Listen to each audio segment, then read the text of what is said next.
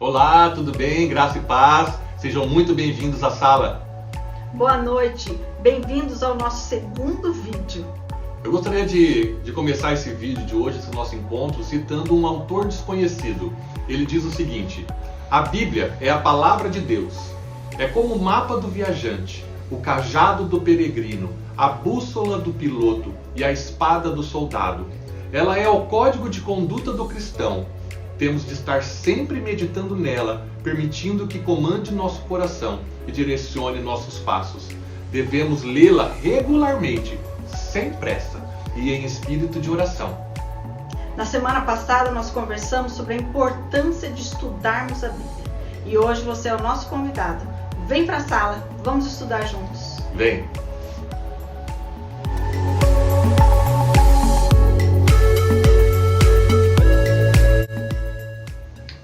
Em 2 Timóteo, capítulo 3, no verso 16 e 17, diz assim: toda a Escritura é inspirada por Deus e útil para o ensino, para a repreensão, para a correção, para a educação na justiça, a fim de que o homem de Deus seja perfeito e perfeitamente habilitado para toda boa obra.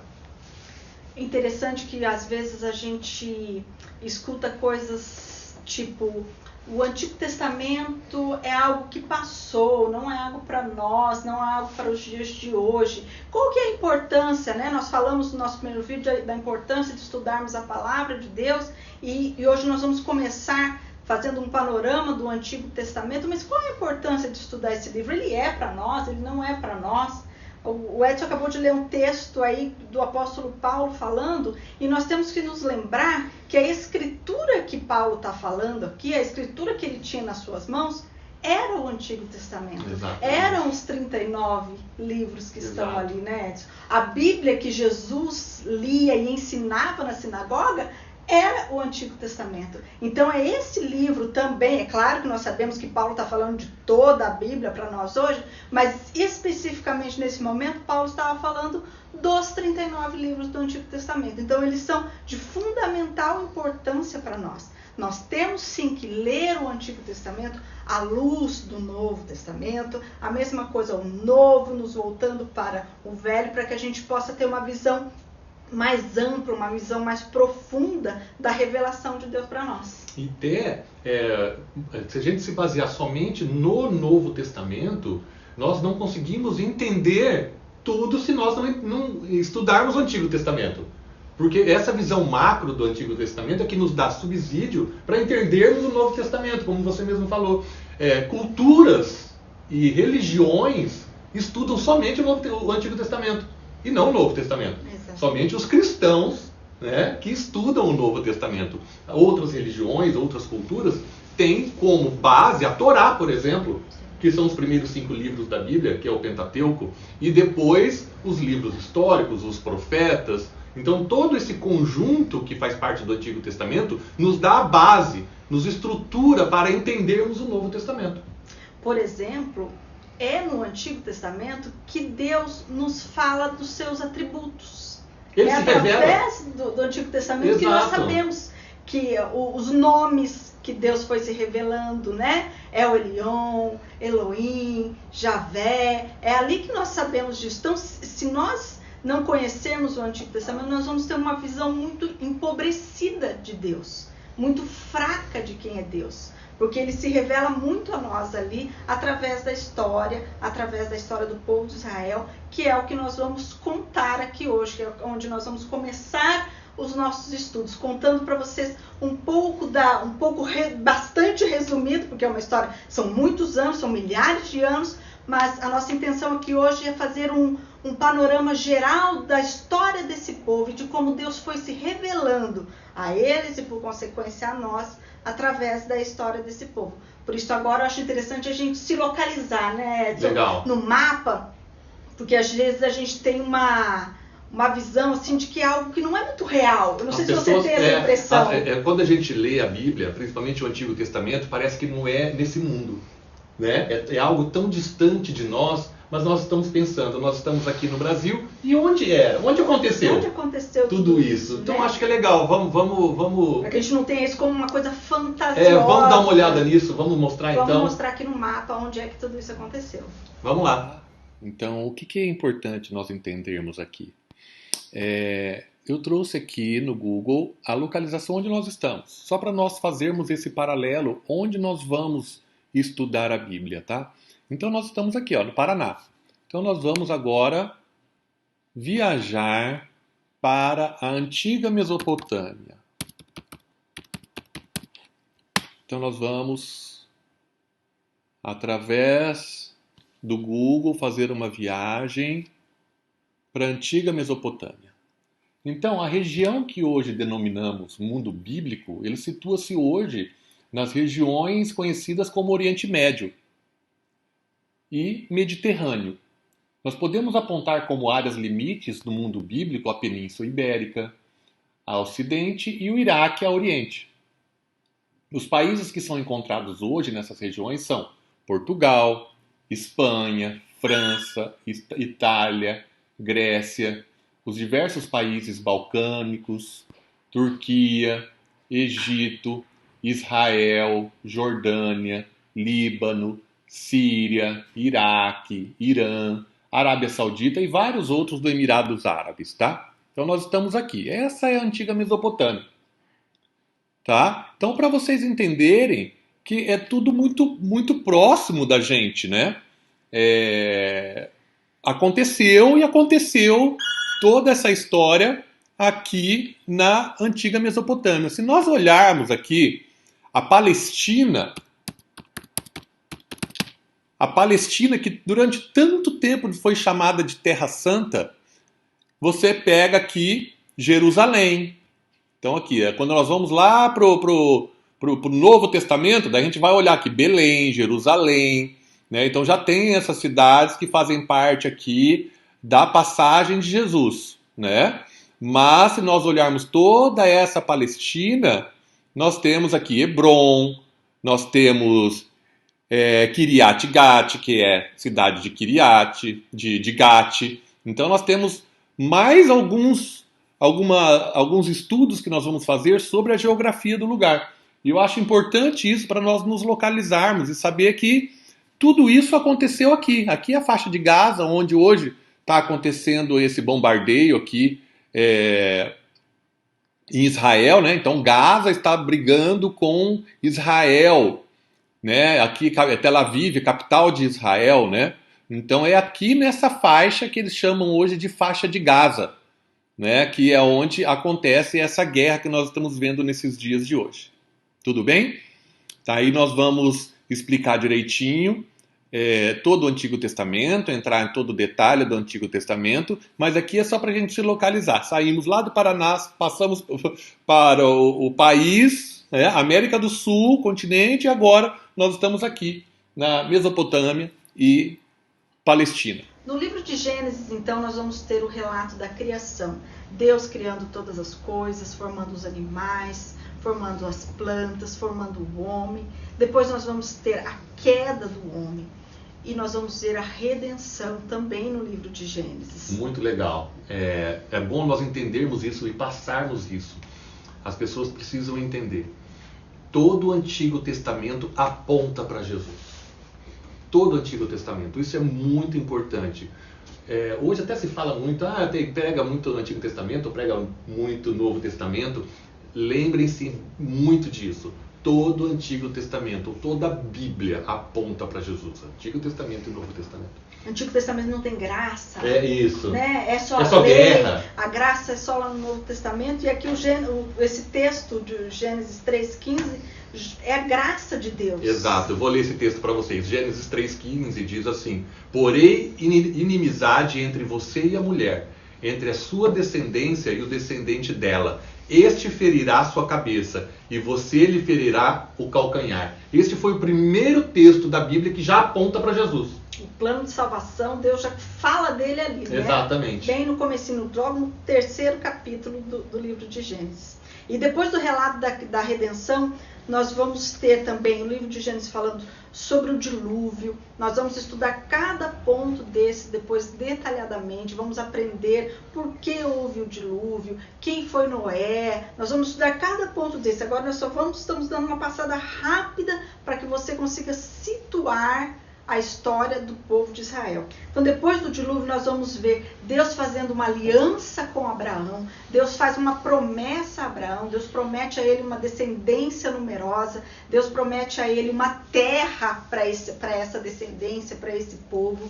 Quando essa promessa, depois de um longo tempo, e nós temos muito a aprender com esse período de Abraão, aguardando o cumprimento dessa promessa de Deus, nós vamos ter Isaac, toda aquela história quando Deus pede para Abraão o seu filho. Depois de Isaac, nós vamos ter os seus filhos, Esaú e Jacó.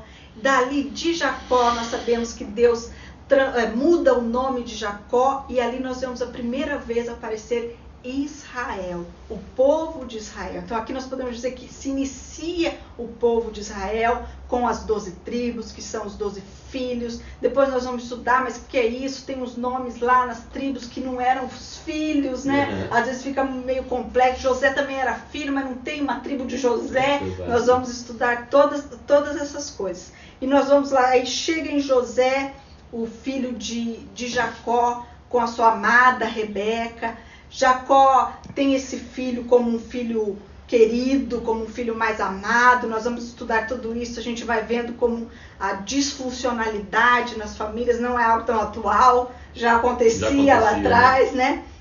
E a gente vai aprender ali. Então José é vendido como escravo, ele chega ao Egito, ali ele é escravo, ele é servo, ele é preso e ele chega governador do Egito. Ele traz a sua família, nós vamos ver essa linda história de José. Ele traz a sua família, o povo de Israel, que nesse momento eram 70 pessoas. Ele traz a família dele para o Egito. Essa família vai viver ali no Egito por 400 anos. Uma coisa interessante, Edson, que às vezes a gente pensa que o povo foi escravo no Egito por 400 anos. E lendo a Bíblia, estudando, nós vamos ver que não foi bem assim. Eles viveram muito bem no Egito, né? Com muita dignidade, sim, como um povo muito bem reconhecido. Eles ganharam no muita Egito. terra, sim, né, do ganharam muita faraó. Coisa. Cerca de uns 200 anos, sim, eles viveram assim. Então eles foram escravos uns 200 anos ali. E aí nós vamos, quem que aparece ali? Moisés. E aí nós vamos ter a história do Êxodo. Então nós vamos entrar no livro de Êxodo, vamos ver lá toda a saída do Egito, toda aquela história, como Deus, desde o nascimento de Moisés, como ele usa esse homem, como ele chama Moisés, e aí como foi preparado tudo, como funcionou toda essa saída, como o que Deus usou, como Deus trabalhou tanto com o inimigo que não queria que ele saísse, como com o povo que precisava ser trabalhado. Porque a gente não pode esquecer que esse povo, eles estavam ali há 400 anos. Eles praticamente eram egípcios. Sim. Né? Imagina como estava a cultura desse povo. E Moisés tira esse povo do Egito, guia esse povo para o deserto, e nós vamos ter ali no livro do Êxodo toda a história do povo de Israel no deserto, tudo o que aconteceu, como esse povo viveu ali esses 40 anos. Aí nós vamos entrar nos livros de Levíticos e Números, e ali nós vamos ter as leis que a gente pode dividir essas leis entre leis civis, leis morais, leis religiosas, tudo como esse povo foi guiado, governado nesse período ali no deserto. Nós vamos ver tudo isso. Eles ficaram 40 anos no deserto, tinha que ter regras. Né? Então, eram muitas pessoas, né? Era muita gente, era muito tempo, então começou a realmente a se criar essas regras, essas leis para organizar esse povo todo, para torear esse povo todo. Então o Levítico é que traz essas leis, e Números é que conta também essa jornada, dessa travessia, que era para demorar 40 dias e demorou 40 anos. Né? Está trazendo a desobediência do povo ao Senhor, né?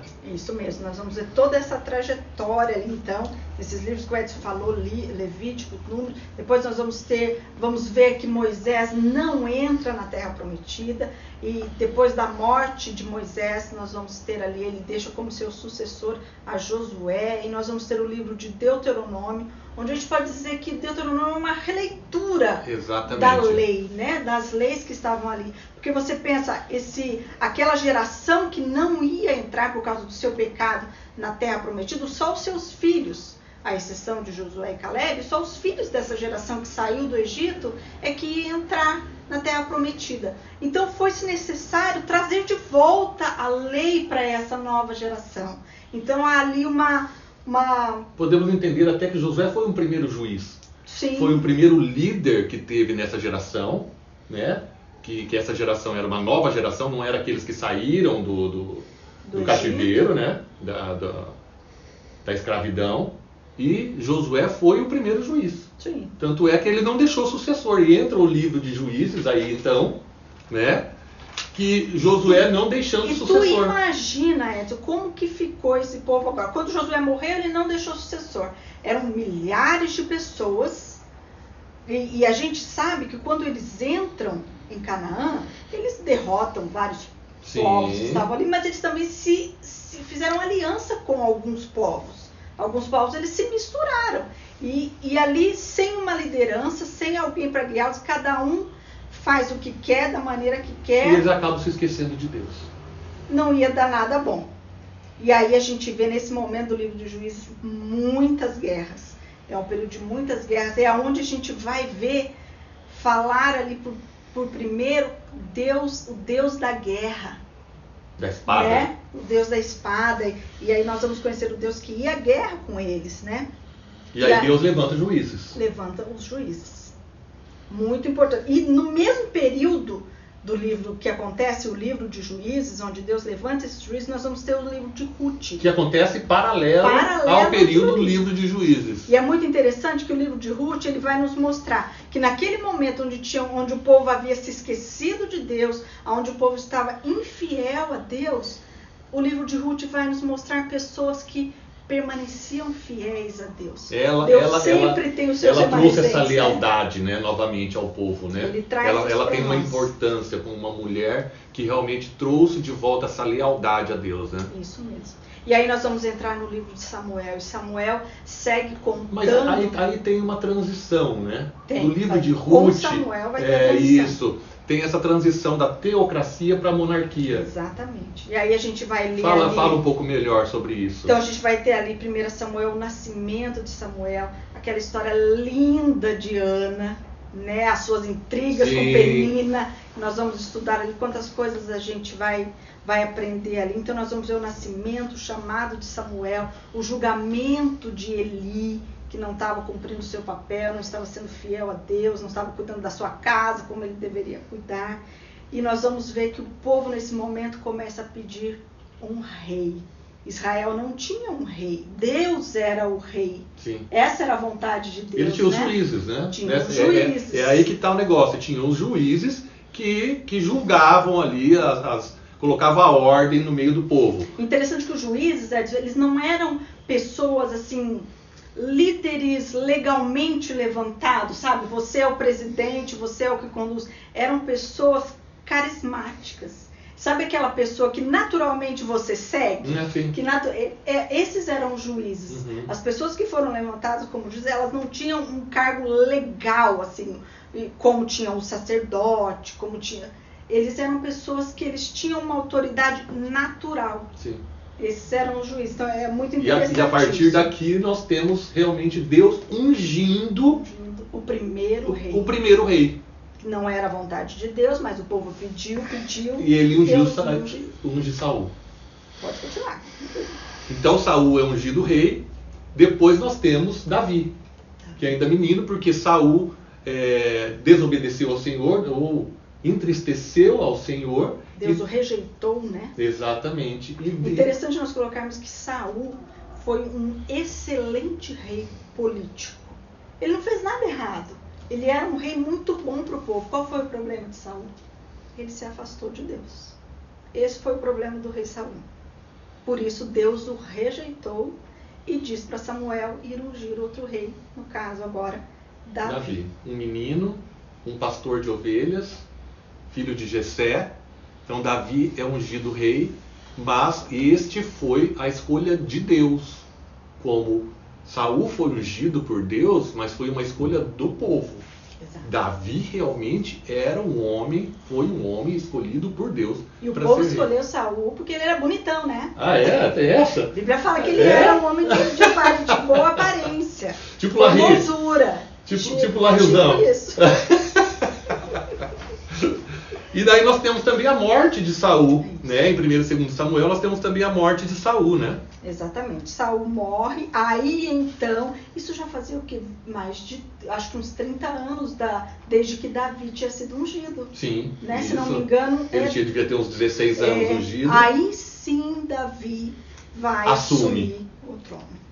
E depois de Davi vem quem? Quem foi o próximo? Salomão. E aí o negócio começou. A gente vai estudar todas as Davi. Nós vamos entrar no detalhe depois. Aqui é só para vocês terem um gostinho de como tá o negócio. Isso mesmo. Então depois de Davi, o seu filho Salomão se torna o rei. E aí esse entramos grande então, homem saindo de 1º e 2º Samuel e entramos agora em 1º e 2º Reis. Exatamente. Entramos no livro de Reis e nós vamos ver ali Salomão, né? Um rei que começou muito bem e terminou muito mal. Nós vamos estudar muito essa história. E depois da morte de Salomão, nós vamos ter então aqui por volta do ano 931 a.C., nós vamos ter a divisão do reino.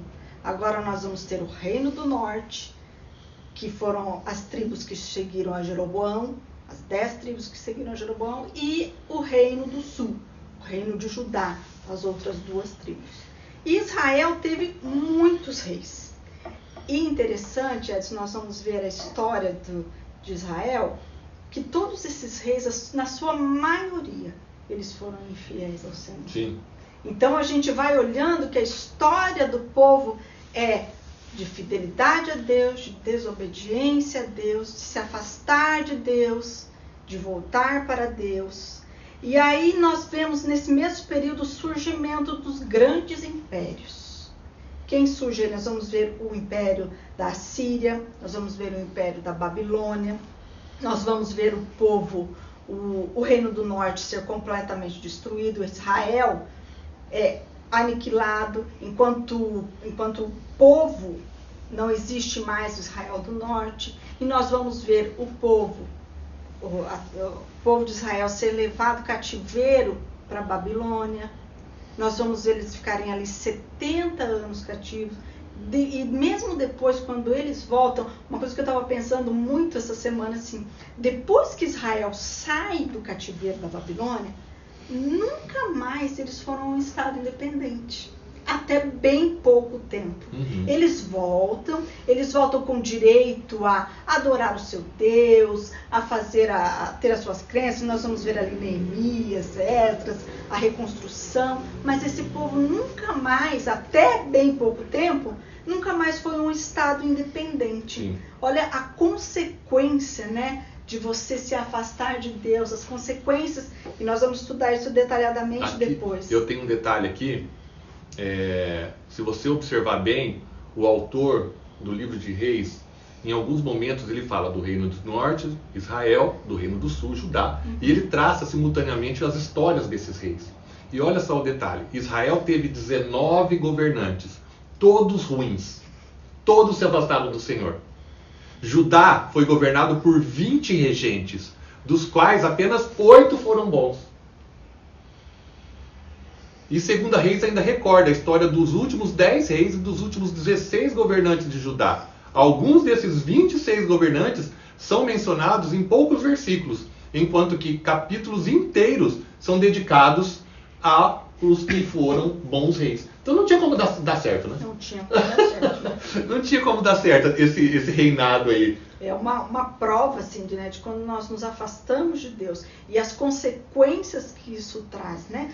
Israel deixou de ser uma nação durante tão pouco tempo. Só agora, em 1948, que Israel foi reconhecido como um Estado independente novamente. Olha quanto tempo. Olha a consequência disso para um povo, né? Para uma nação. Mas, por outro lado, como Deus é Deus e ele sempre tem os seus meios e propósitos, por Israel não ser mais conhecido como um Estado naquele momento, nós vamos ver um crescimento muito grande e o surgimento da religião judaica.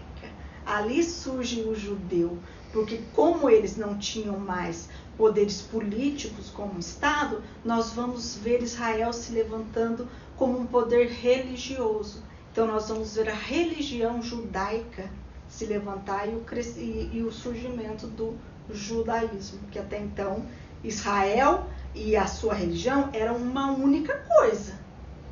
Nesse momento agora nós vamos ver uma diferença. Surge a religião judaica. Nós entramos em 1ª e 2ª Crônicas? Sim. Sim.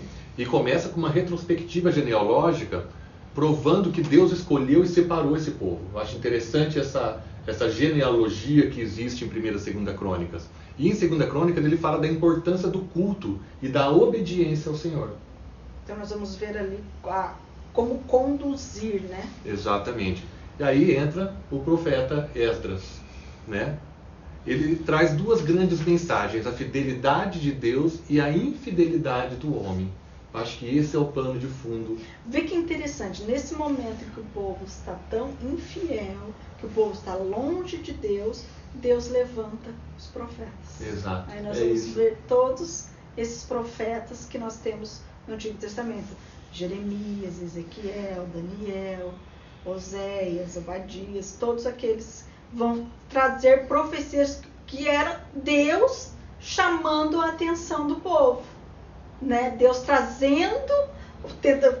mostrando para o povo aonde eles estavam errando, o quão longe eles estavam de Deus. Esse era o papel do profeta.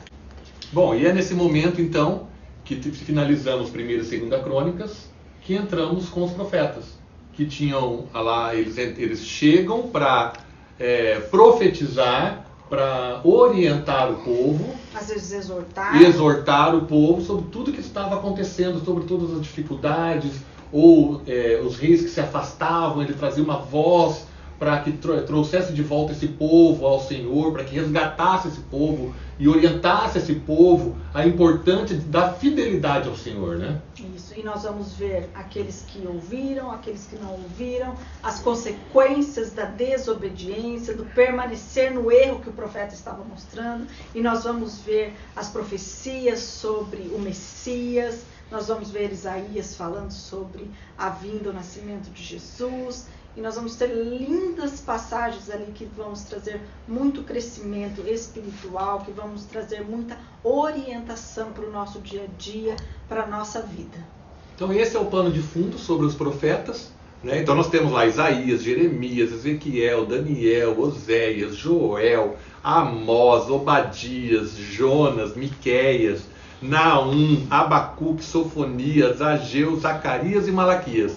E nós vamos entrar no detalhe de todos eles depois, no decorrer dos nossos encontros. A gente vai entender que Malaquias não está falando sobre dízimo. Só sobre dízimo, né?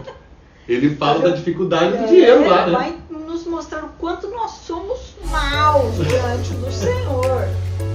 A gente não pode, Malaquias não é só Malaquias 3:10, tem todo um texto ali, tem todo um livro pra gente estudar. É isso aí. Beleza, pessoal? Vem pra sala. Então se prepare para o nosso próximo encontro, que vai ser... Gênesis. É literal, Edson? É histórico? É verdade tudo aquilo? Será que tudo aquilo aconteceu mesmo, de verdade? Vem descobrir com a gente. Vem pra sala. Vem.